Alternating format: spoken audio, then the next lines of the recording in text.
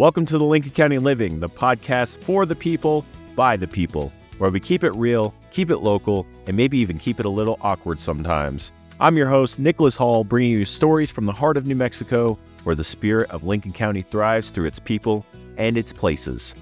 Now, before we kick things off, I want to show you the new, the full, and the awesome theme song for the podcast. Enjoy the tune, and I'll catch up with you afterwards. From Capitan's dusty trails to Ruidoso's peaks so high, Lincoln's ghostly whispers in the moonlit sky, Hondo's rivers running wild through the mighty plains, Carrizozo's magic in the desert's open veins. Nogales stars so bright in the endless night, Alto's hidden wonders taking flight. Every corner tells a story carved in time. Lincoln County living, we're on the climb. Lincoln County living, we're roaming free. Every town a treasure, every moment a spree. From the valleys to the mountains where the wild things be, Lincoln County's heart is calling you and me. In the shadows of the Rockies where the legends grow, through the pine-scented forests and the winter snow, every face a friendly smile, every road a song. Lincoln County's where we all belong.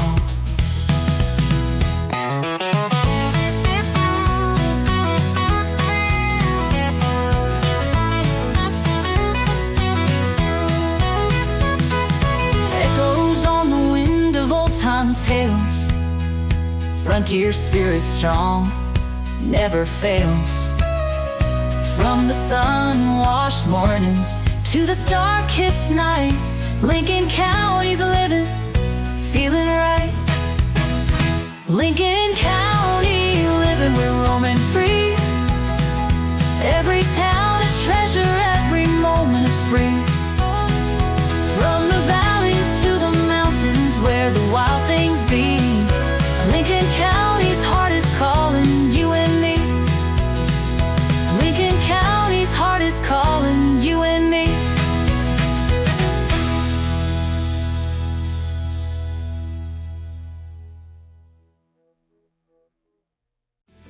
How great was that theme song? I love it, and I hope it sets the perfect tone for what's to come in this podcast. Today, we're excited to explore the realm of local entertainment with Sydney Mowry and Ashley Roberts from Oso Productions. This group of local pioneers have transformed theater and cultural events right here in Lincoln County. We'll delve into their journey, discuss the significant impact of their work, and uncover their forward-thinking plans for our community's cultural scene. You can catch all of our episodes and subscribe on any podcast platform you prefer. Don't forget to follow us on Facebook to stay connected and receive the latest updates. Now let's dive into the stories that make Lincoln County so unforgettable. Hello, everybody. Welcome into the Lincoln County Living Podcast. Today, I'm with Sydney and Ashley with Oso Productions, and we're going to talk about how they're revolutionizing local entertainment here in Lincoln County and bringing something new and something fresh to the area. How are you guys doing today? Fabulous. How are you? I'm doing great. Just kind of enjoying the snow that we just got. I know we're expecting a lot more. The first question I have for you guys is, what's your name? Where are you from? I'll start. Alphabetical, aren't we? Okay, go. Yeah. Okay, I'll go. My name is Sydney Mowry. I moved to Ruidoso during the middle of COVID from the Dallas area, but I have a lot of family that's from Capitan, from the area. I did theater in Dallas, and whenever I just kind of lost my job, we ran away to the mountains, my husband and I. Yeah. We have 2 kids where I work at ENMU and do Oso Productions. Perfect. And how about you, Ashley? Yeah. So I'm actually a Houston native, but we moved here about 8 years ago from Florida, where I ran recreation and event programs and had my own event planning business. And so we have 3 kids and 2 dogs and all kinds of chaos going on in here. But we've lived up in Lincoln and just in different parts of the counties. Okay, perfect. So you guys are natives, but I think at this point we could just consider you guys locals. So, Can you tell me a little bit about the founding of Oso Productions? Yeah, so like I said, my husband and I did theater professionally in Dallas and Austin and kind of sporadically all over Texas. We were contract designers and painters, and he did more lighting and sound, where I did the design and the art, the painting and directing aspect of it. And then we met Scott and Rennie Fitzgibbon. He met them through the high school. He used to teach theater at the high school in Ruidoso, and they also had an opera theater background more in Albuquerque. And we just kind of struck a fast friendship and decided we couldn't live without doing theater. So let's start our own theater company, because we met during COVID, and there wasn't much going on at that time when it came to like live performances outside of just bands. And so we just kind of did it. We just said, let's put on a play. And then that was summer of 22. I think we put on our first production, Greater Tuna, in the park. And then from then we've just done about 2 or 3 a year, adding other stuff as we go. And you guys do those plays in the Wingfield Park, correct? Yes. We have been doing a summer play in Wingfield Park and then a winter play wherever we can find a space. We've kind of adapted the guerrilla theater model. So where we can put on a show, we will. Okay, that's fair. So what inspired you as a whole, we're going to say Oso Productions as a whole, to focus on entertainment production in Lincoln County? I mean, that's just, like I said, that's our background. That's what all of us love to do. I always joke that we're all a little crazy. That's why we continue to do the arts. And you just can't live without it. So moving here, there wasn't anything. We made it happen. Also, just kind of as a safe place in the community, as a place for artists to explore. Theater is such a beautiful collaboration of so many different art forms. You direct, you dance, you sing, you act, you paint, you build props. So it is kind of a all-encompassing outlet for artists. So that's kind of what drew me to it anyway. And since we kind of started, there's been a lot of people that have come out that are like, yes, I love this. I didn't know I could make a costume and do all these hair, makeup. There's so much within a play that you don't think about that is just a fabulous outlet for artists. Yes, and I do believe that Lincoln County needs something a little fresh, a little outside the box, because I feel like Lincoln County can get stuck in the past a lot of the times. And, you know, when we heard about the Ren Fair, for instance, last year, we're like, oh, wow, that'll be awesome. And then we were technically a part of it, you know, and it was like, wow, this is massive, and this is something Lincoln County needs. This is a whole different group of people that I believe Ruidoso especially is not used to. You know, we got to get away from the cowboys and outlaws every once in a while. Yeah. So, well, that we have the After Dark that we've been working with the state historic sites and partnering with them, especially up in Lincoln. And so I think that's been really fun to see that theatrical aspect and the living history component kind of come together up there for those events. And so people come and they expect a tour, but then what they get with all the different people that are characters from, say, the Lincoln County War, from that town of Lincoln, being portrayed in a different way and very much brought to life, I think has been really fun and interesting. This last one was really fun because, of course, we had the thunderstorm that was surrounding us at the time. So definitely added that, like, dark, creepy aspect. That one, we turned it into a full production. We had staged gunfights. We had people running across the street. We took over Lincoln as like a living production. Like, you got to interact with the play. It was a lot of fun. So that's what I kind of like about Oso. We do the Old West, but we also do the nerd. Like, our next show next summer is going to be called She Kills Monsters, and it's all Dungeons and Dragon themed. So we tried to do everything. Yeah, it's just kind of a collection of all the arts and all the niches. There you go. Yeah. And that Lincoln After Dark, you know, I keep seeing the ad for that, but do you guys have one coming up soon, or is that more of like a summertime thing? It's more of a fall. We have done some spring dates in the past, but we don't have anything confirmed right now because we do, this was a nonprofit, but then we work with the Friends of Historic Lincoln, which is also a nonprofit that's a direct support organization for the historic site there. And so we work with them and they help to approve the dates because, of course, they do help to provide some additional infrastructure and people and things like that. So it has to be something that kind of fits in up there too. And it's Very cold. cool. As one of the actors, Yeah. we're standing outside in costume for 4 hours. So it's one of those, like, the very hot months and the very cold months make it a little more difficult. Yeah, that's completely understandable. I would expect you guys to be out there today in the snow. So I will say the fall with those, like, for my point of view, the big petticoats, the big wool things, is like the cooler is better because you have like 5 layers on of just dense costumes. Right. Wind and no fun. And big skirt. All right. So let's talk about the impact on local culture. So how do you guys aim to enhance the local culture scene in Ruidoso? Push people out of their comfort zone. No, just, broaden that culture. This is our second year of doing Rocky Horror Picture Show. And the first time we did it, I was like, oh God, we're going to get ran out of town. I don't know if people are going to receive this well. And we sold out. And this year we doubled the seats and still sold out. So I think kind of what T was saying, the other side of Ruidoso that people don't see, like that, I think we're giving a voice to the nerds in the community and just a vast culture on that aspect, but also the Ren Fair, the After Dark. I feel like we have a very wide group on our board that wants to do all of these different things. I'm more towards the Rocky Horror side. We have someone who wants to do the classic musicals like that. We did a production of Pirates of Penzance, which is Gilbert and Sullivan, super classic. And then we have the history stuff. So I think we have a nice collection of all varieties of culture. Yeah. Oh, yeah. It sounds like the niche is there. Yeah. Yes.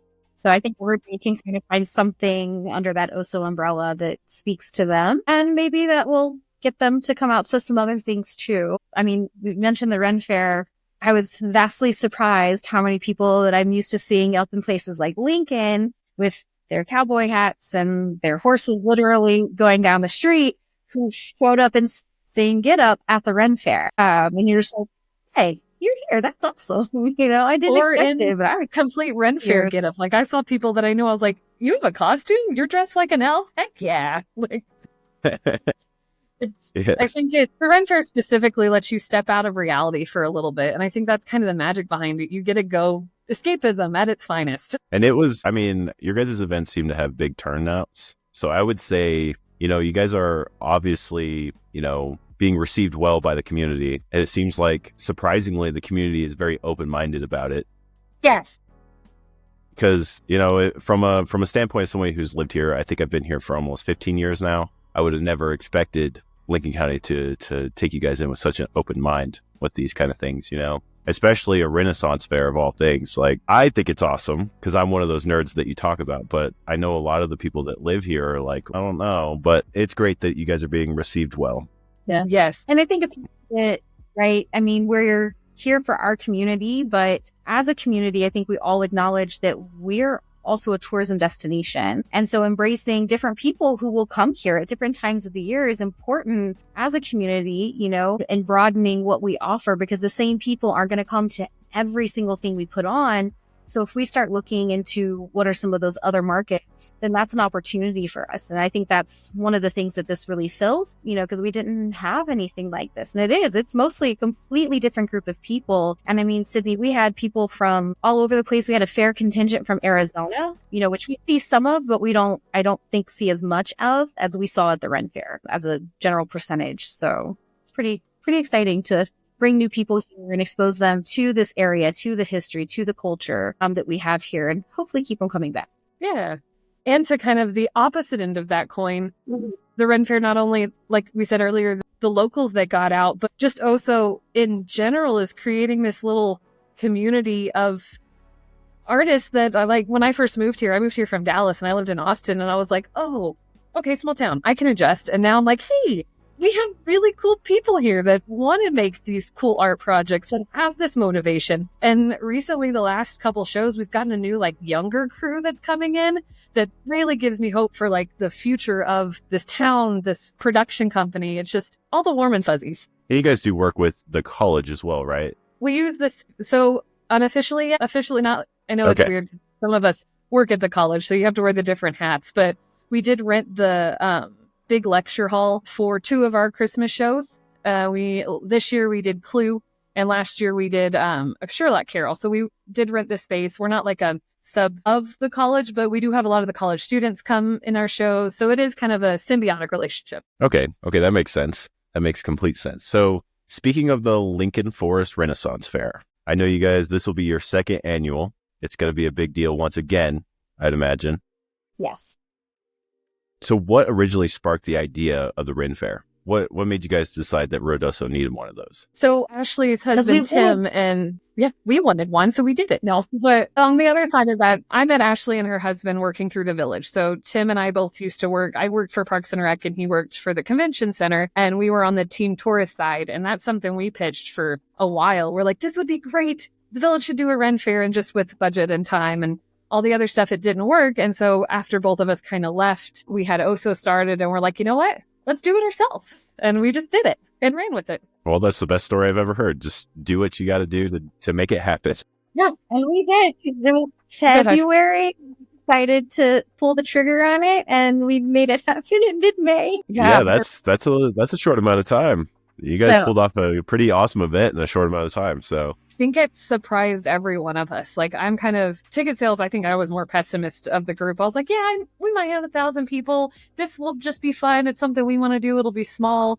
And then as we kept going, just the feedback, I was like, oh my gosh, we've got something here. Like, people want this. This is going to be great. oh yeah, there was a line of people the whole time. I mean, our group was right there in the front. So we saw everybody lined up, and then we just had huge crowds that would just crowd around us. And it was like, wow, this is incredible for Ruidoso.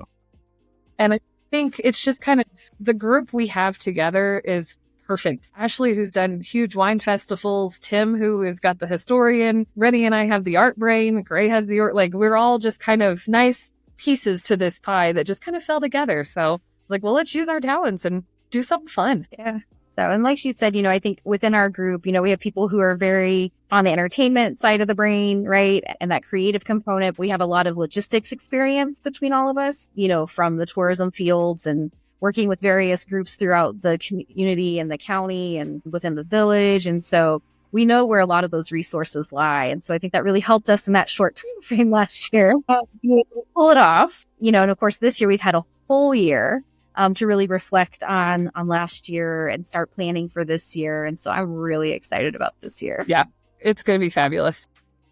Yeah. I know we're excited too. So Yeah, it's going to be big. Of course, it's been expanded by a day. So last year Yes. we only had a day and a half. And this year we have 2.5 days of festival. So we will be going on Sunday this year. We have some pretty big names coming to our stage, which I'm super excited about. And additional vendors and stuff. We've tweaked our layout a little bit to allow some additional space and theming and things. So very Okay. awesome. Utilize Very that park awesome.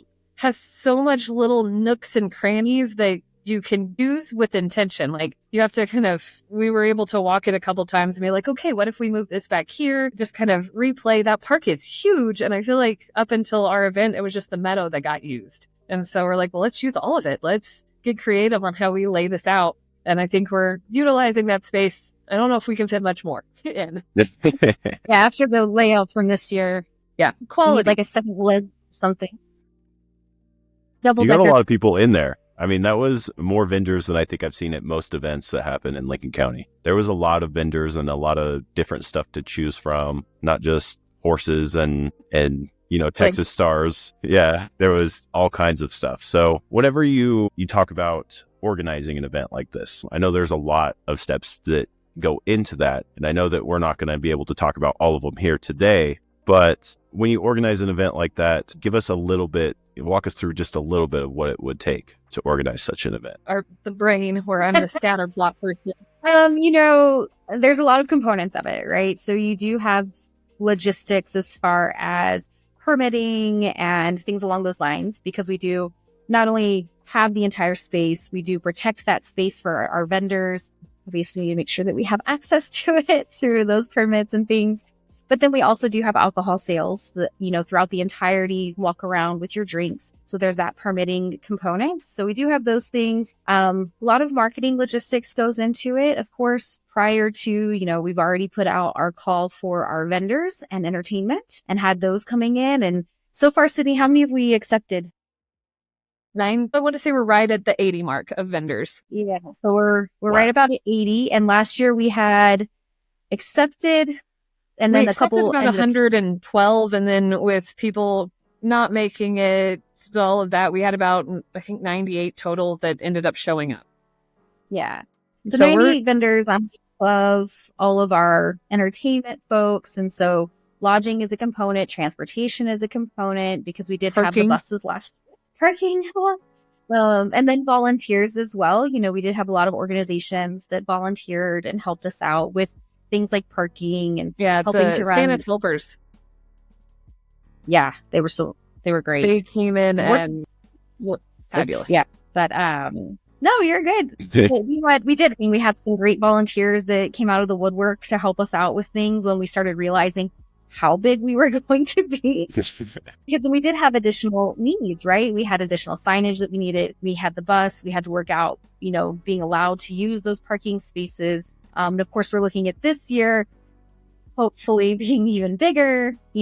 How does that expand? How do we grow? But then also within, the concept of creating this environment and bringing people into a space that is different. You're walking into an event. So creating those gateways, having a creative space to create that, where when you walk in, what am I hearing? What am I seeing? What am I smelling? All of those things. And then where is everybody located? And are we grouping things and creating these little villages, which is we're leaning into that a little bit this year. And as much as it's wonderful to use that entire park, if you've walked that whole park, it is not all usable. No. Yeah.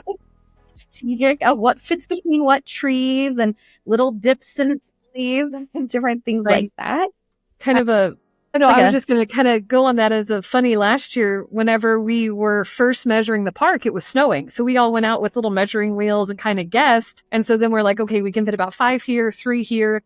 Well, when it snows, it covers all the ditches. So a month later, when I had already made a map, I walked back out and I was like, none of that's usable. We have to move the whole thing around. So those lessons have been learned. Now we kind of have I probably worked for Parks and Rec for 3 years, and I feel like I know that park better now than I did then. We've watched that park a lot lately. But the other thing too, within planning it, is making sure that it's accessible for everyone as well. We're all pretty mindful of that, I think, in a lot of ways. And last year there were still some things that afterwards we were like, I guess we did the handicap bathroom over there, did we? We should do that. But this time we're also working with a group of Albuquerque. I'm super excited about it, but they're called Destination Accessibility. And so they're coming down. And so folks, when they are purchasing their tickets or whenever they arrive on site, they have the ability to actually rent walkers and wheelchairs and powered chairs and things like that to help people get around the space a little bit better. Sometimes it's hard to tell, but it is just a giant hill, and not all of the surfaces are super stable, which of course in itself is just hard. But nature. So last year, we saw that we had some people who were concerned about that and some folks that struggled with it a little bit. And we just wanted to make sure that if you come, you don't just get relegated to what's happening in the meadow.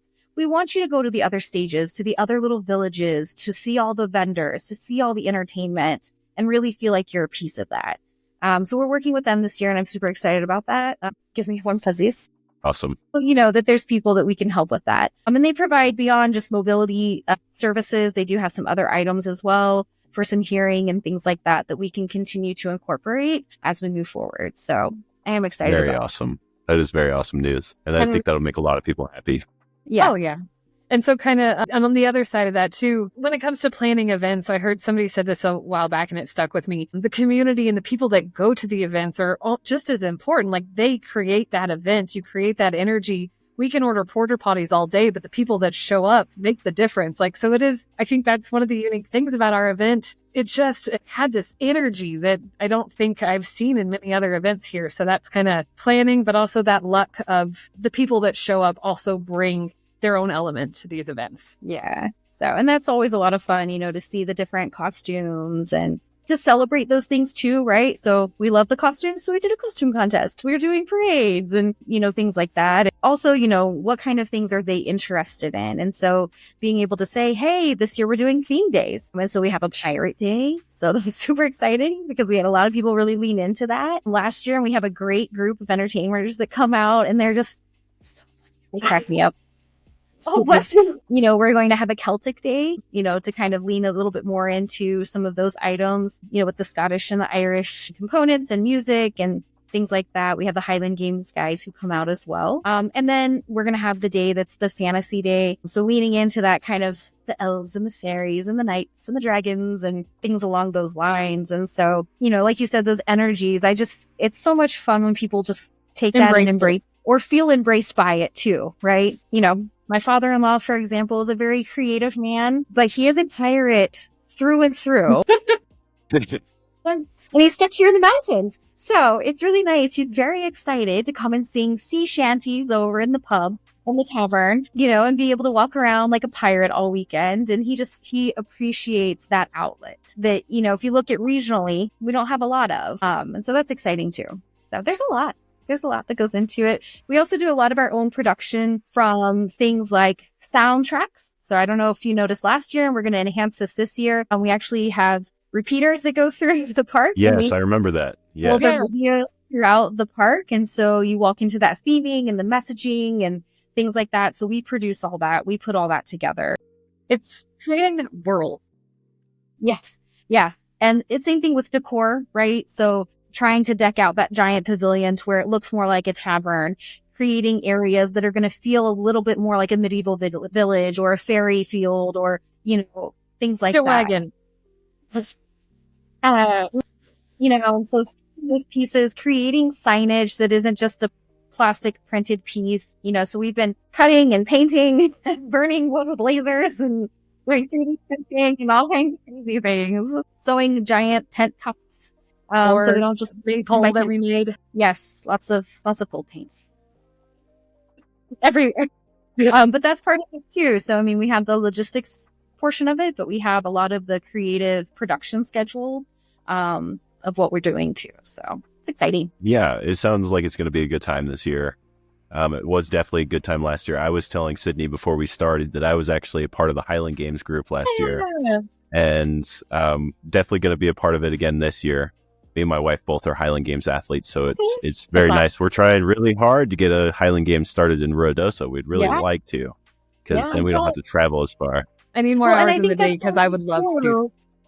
Right. Well, and I think after the event last year, we had a lot of organizations like them, like the Armored Combat, groups that came in, and some of the others even that said, hey, there's a ton of people who would love to do this here. I'm one of them. I wonder if we could figure this out. I wonder if we could pull this together here and have our own team for the Armored Combat or have our own SCA.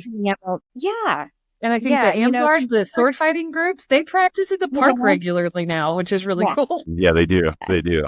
Yeah, so that's exciting. Like you said, leaning into people's passions and helping them to find a safe place and an outlet to do those things and try those things. Because I know there's a ton of people who would have never even seen Highland Games, who now that they've seen it, they're like, I want to do it. Right? How do I get there? How do I do that? My son is obsessed with blacksmithing after seeing it at another festival, Of course, shows like Forged in Fire help, but, we went to another Renaissance festival and they had a whole forge area where he got to forge a, knife out of a horseshoe with a giant dragon, was the forge and stuff. But things like that, I think that that's a piece of what we're doing too. Yes, it's entertainment, but it's also helping people to identify things that they enjoy that maybe they didn't even know were an option. So I think that's exciting. Yeah, that's awesome. That's very awesome. And I know you talked about some big names coming to this Ren Fair this year. Can you give us some of the names of some of the people that are going to be coming out to the event? Yeah, so I know, right? So we do have some big names. We also have some wonderful local talent that's going to be joining us. But of course, the big headliner that we did announce back in November is the Young Dubliners. So they will be joining us for a full show on the stage, closing out one of our days there. And so that's really exciting. We're actually, what got me that was really exciting was when they announced their entire tour, and we're on it. It was like, wow. Hey, in Miami, all these giant places, and then Ruidoso. So, right. We're on their posters, we're on their official tour lineup, and for our ticket prices, you can't go see them for the cost of a ticket to come to a festival, ever. So that could make it really busy. Yes. That could make it really busy. Yeah. Well, but that's one of the things that we wanted to do is, sometimes you go to some festivals and it's exciting and yes, it's themed, but it's very market-ish. I'm coming in and I'm paying to get in and then I'm buying and I'm buying and I'm buying and I'm shopping and I'm shopping and I'm shopping. And while that can be fun and it is exciting, especially when you have really cool vendors, we were looking through some of the vendors the other day and it was like, we're going to spend so much money. And hats and wings and swords and all kinds of things. Start saving now. But a piece of that too is that when someone comes into our event, we want it to be more, Yes. right? We want you to go learn about the maypole. We want you to go and, see something at the pageant wagon. We want you to interact with the magician or the aerial artists, or hear a really amazing band, or interact with some of the local artists that we have here, whether it's a theater group from Alamogordo or somebody here that has a band that has decided to put together a Celtic set for us, and things like that. And just really kind of embrace all of that. And there's a lot of free stuff and kids activities and things like that. Last year we did get a little bit of, I'm going to pay to come into this. Oh, it's so expensive. Yes, but you're getting a lot. Because we really have focused on making that entertainment and interaction component, a priority of what we're doing. And all of us that are putting this on has kids. We understand what it's like to show up to an event with kids and then have to pay all for the hot dogs and all that. So that's really something, a fun little thing. All of our kids got together and created what they called the Halfling Society and told us how they wanted the event to improve. So it's fun. Yeah. They did it on their own. They elected their own leaders, although I have a feeling my oldest daughter was just like, I'm taking over. Yeah. Which is okay. How hostile it was, but it might have been. So that's kind of something. Yeah. So we don't want it to be just for adults. We want families to come out. We want them to interact with everything and know that there's something for everybody that's going to be there. So we're pretty excited. Yeah. Young Dubliners, though. Yes, that sounds like it's going to be a great time. And I know that I'm very excited for it. The kids are very excited for it. My wife's excited for it. We're just all ready for that. And I'm like, May? No, not yet, because I have lots of things to do. Well, I'm not ready. So I'm going to take a quick break real quick. I'm going to get a drink of water. And then I just noticed that we covered a lot of the questions that I had lined up already. We're all the way down to 6. So we completed 4, 5. We answered everything all in one go. So that works for me. There you go. I know when you said 30 minutes, I was like, we talk a lot. Yeah. And if it's a little over, I don't mind. Like if it's 45 minutes, that's fine. Yeah. But when I have to sit down and edit one that's an hour and 30 minutes long, it gets a little brain melting. Yeah. Never going to edit all of his videos for the Bad Hoss stuff. It's like, oh, jeez. I think the one for like the virtual tour of Lincoln, I think it was like an hour and a half, and then he sat down to edit it, and he was, cut some things so they were walking here and there and weird shots and stuff. But then he edited like B-roll footage and stuff, and he was just like, it's never going to end. It happens. Trust me. I deal with that quite often with our company too. So it's okay. Let's see. So I'm ready when you guys are ready. We all ready to finish this out? I'm good. All right. So beyond the Renaissance Fair, are there any upcoming projects or events from you guys from Oso Productions that we should be excited about as well? Yes, we have a really fun season planned for next year. Not all of it is announced. We do want to add a little more After Dark, some other little auxiliary things. But during the summer, we will be doing a production called She Kills Dragons. It is such a beautiful script. It is about 2 sisters who kind of learn about each other, learn about their lives, but all of it is set within the world of Dungeons and Dragons. And so if you are a nerd and play those games, the Perceiver, Tiamat, going to pronounce it wrong, all of those characters come to life. The Owlbears, all of the like iconic D&D characters are the Gelatinous Cube.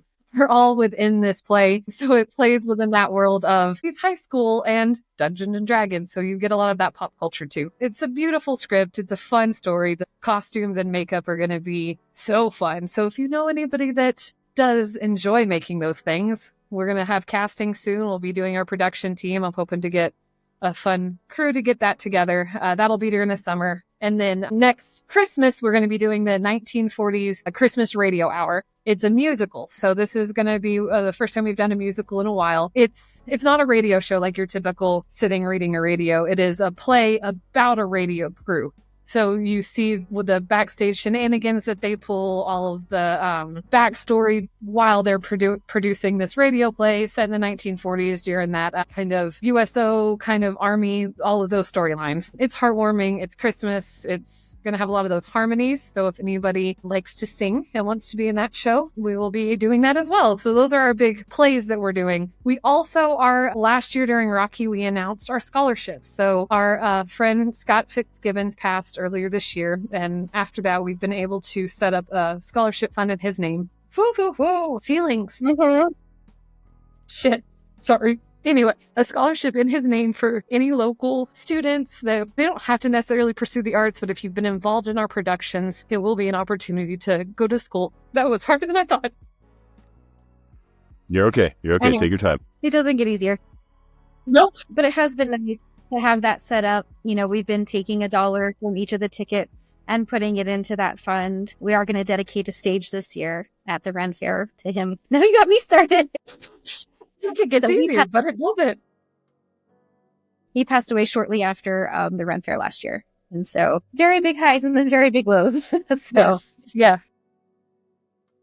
But we're looking forward to continuing supporting that and creating those opportunities. He has 2 boys, and the idea of having someone who needs a resource, being able to find it, and especially getting that from a group of people that they've been surrounded by and supported by already was really important to us. And it was really important to him too.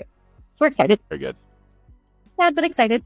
Thought I could get through that a lot better, but No, but hey, I understand. There's no problem with that at all. He was a great guy. I mean, I only just met him when we did the Highland Game stuff there, and he was very excited to have us there. He was He was very thrilled. Yeah, and then I heard all the news about that. It definitely, like, the organization for the Celtic Association was definitely hurt about that as well, because we were like, wow, that's insane. So I have a big question for you. This one's kind of a big question to think about. Okay. Where do you see Oso Productions 5 years from now? my dream is to have a space. I would love us to have an actual performing arts center where we can do plays, have an art gallery, have more of those options, like a real building. That's my big goal. Preferably surrounded with land for festivals. Yes. I mean, that's the hyper-focused goal, but I would love us to have... So right now we're all wearing all of the hats, and as we do more shows, as we do more things, more people are getting interested and are wanting to learn the arts. And so I want to create an actual community where, hey, I want to direct a show. Yeah, come on, come direct a show, come design, come having a jumping platform for people who want to do this professionally and learn this craft and this beautiful collaboration of art. I kind of want to build that community here and do more shows, do more musicals, all of that fun stuff. Yeah. I think, on the trajectory you guys are on now, I don't see there being any issue with that. You guys are on the up and up, it seems like. The whole thing. It seems like every year you guys just keep getting better and better and better and better. So, with the trajectory, in 5 years, I could see you having your own space. I could see you finding your own building. And, I feel like your guys' community is just going to keep getting stronger and stronger and stronger and stronger as time goes on. And I mean, even between the first show, so the first show we did was Greater Tuna, and it is supposed to be done by 2 guys playing all 20-something roles. We picked it for that reason, because there's 4 of us that started it. All 4 could have done the roles. We all could have done it. We begged and bribed people to help us with the show. And now for Clue, we double cast things. We had enough people show up that we're like, I'm not turning it down. Let's figure out a way to get everyone involved who wants to be. So, and that was a cast of, I think we had 17 people involved in that show. So just within the 2 years, we're having to be like, cool, come on. Come be in a play with us. Do you want to learn how to set design? I will teach you how to set design. Rennie teaches how to costume. I had somebody approach me that they were like, hey, I wouldn't mind dipping my toes in directing. I was like, yeah, come on. So that's something that I'm really excited about. I would love, don't get me wrong, I love theater. And even for Clue, I was like, if I don't have to be in it, I don't want to. And then I was still in it because I can't say no. But I would love to have the day where we do a show where somebody else step up and do these things. So another 5-year goal is to do a production where we have these new people that come in, step up and do the directing, taking on these leadership roles, growing this for the longevity of Oso. Yeah. And I think that idea that we've talked about with bringing in and nurturing these groups of people and helping them to grow, to see them grow, to see them branch out, to be, bringing other people into that community as well that maybe wouldn't have thought maybe this is a thing for me, but you really love makeup. So why don't we do it for the stage? And it's just another avenue. It's another outlet for a lot of people. So even if they don't want to necessarily do it professionally, I will say that, the idea of having hobbies here in a small town in the mountains can be hard, right? And especially finding new hobbies. And so giving people a space where they can figure out oh, that was really great. I don't ever want to be on stage again. Please just costumes. That was my daughter. She was part of a youth production a couple years ago, and they made her get out on stage, during certain parts. And she was like, no, I will move your props. I will do costuming, but don't you dare put me on that stage again. But she loves it. She sews all the time now, and she's constantly wanting to make her own cosplay costumes and things like that. And she's 12. And that's a great thing that she can take with her wherever she goes. And if she ends up in another small town like this, she still has that. So I think that that's exciting too. And also as a community, that kind of growth, right? Yes. Is exciting as a prospect to me. I think it's very important for people in a small town to have hobbies. Yes. So No, and also it's very important.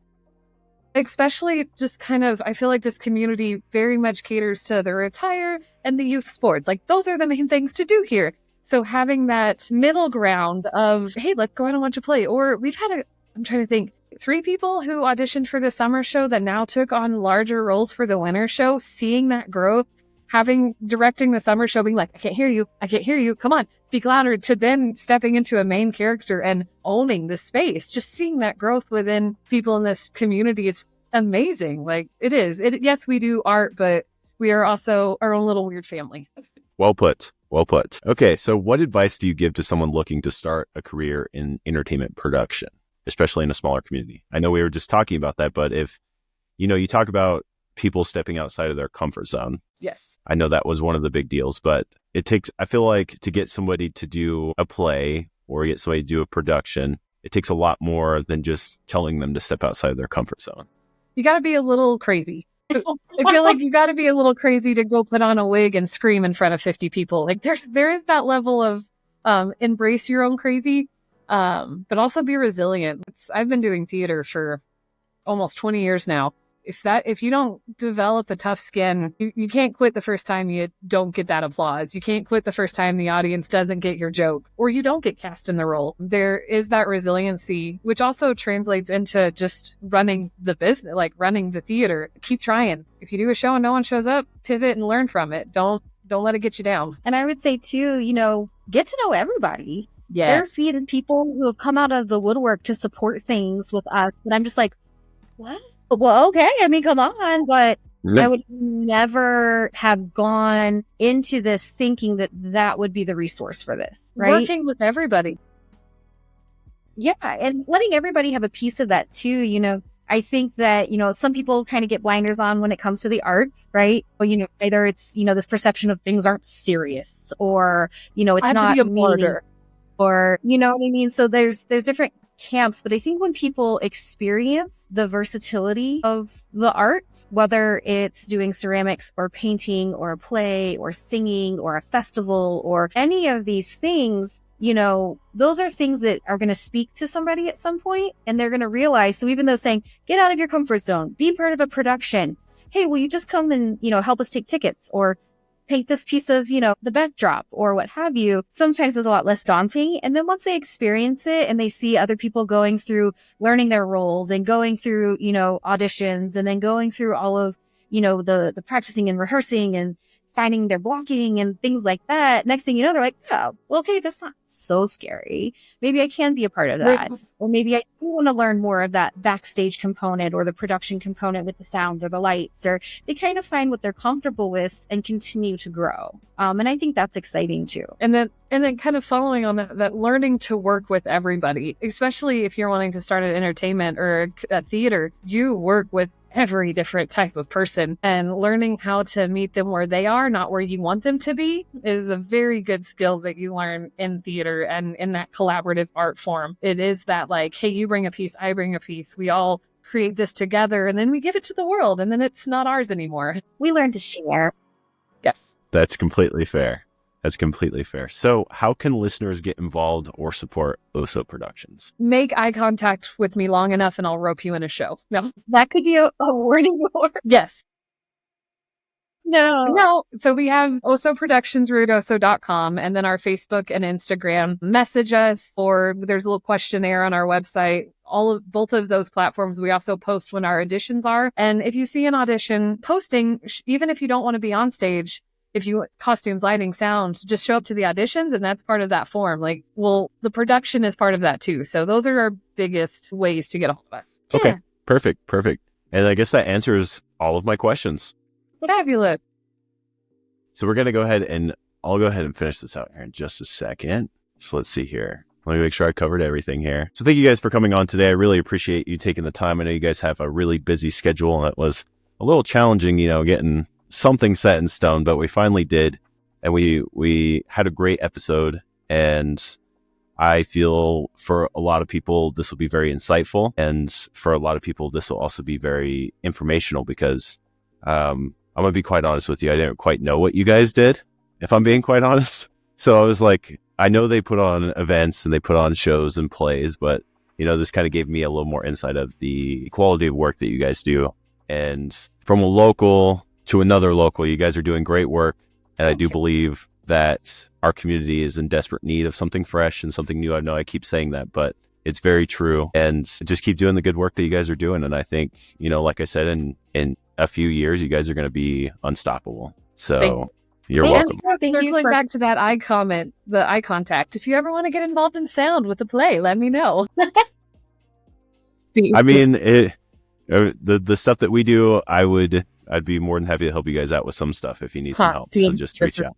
So, well, thanks for having us, and thanks for helping us get the word out there too. Yes, thank you. Yeah, this was a lot of I fun. know right now our audience isn't big, but eventually we're hoping that it'll get a little bigger once people start realizing what's going on. But we're just trying to help out as much as we can and keep things local and keep things real. So I love appreciate you guys coming on, and if you guys want to come on later on and advertise another event that you guys have coming on that's pretty big, just let me know. We can set something up. And so without further ado, sorry, go ahead. No, I was going to say likewise. You said you posted something. We'll share it on our platforms and stuff. I mean, we don't have a huge following.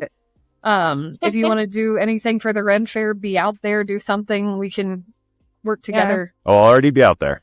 So, I mean, I'll be out there, Mike Health, and I'll be a little distracted, but without further ado, that's going to end today's episode. Again, you guys can listen in on Apple Podcast, Spotify, YouTube, iHeartRadio, and several other platforms. You can also listen to it on your Amazon Alexa device. We did find that out. That's pretty cool. Other than that, we will see you guys next week. You've been listening to the Lincoln County Living Podcast, and I want to thank everyone who's listened today. And I also want to give a big thank you to Sydney and Ashley from Oso Productions for joining me and sharing their incredible journey today. Their dedication to enriching our local culture through innovative entertainment is truly inspiring. If you enjoyed today's discussion and want to learn more about Oso Productions or any of the topics we covered, please check out our show notes for links and additional information. Don't forget to subscribe to Lincoln County Living on your favorite podcast platform so you never miss an episode. We'd love to hear your thoughts on today's episode and what you'd like to see more of in the future. Connect with us on Facebook, leave a comment, or send us a message. We're always eager to hear from our listeners. Thank you again for joining us, and until next time, keep exploring the beauty and the stories of Lincoln County. Let's keep it real, keep it local, and maybe even keep it just a little awkward sometimes. See you in the next episode. From Capitan's dusty trails to Ruidoso's peaks so high, Lincoln's ghostly whispers in the moonlit sky, Hondo's rivers running wild through the mighty plains, Carrizozo's magic in the desert's open veins. Nogales stars so bright in the endless night, Alto's hidden wonders taking flight. Every corner tells a story carved in time. Lincoln County living, we're on the climb. Lincoln County living, we're roaming free. Every town a treasure, every moment a spree. From the valleys to the mountains where the wild things be, Lincoln County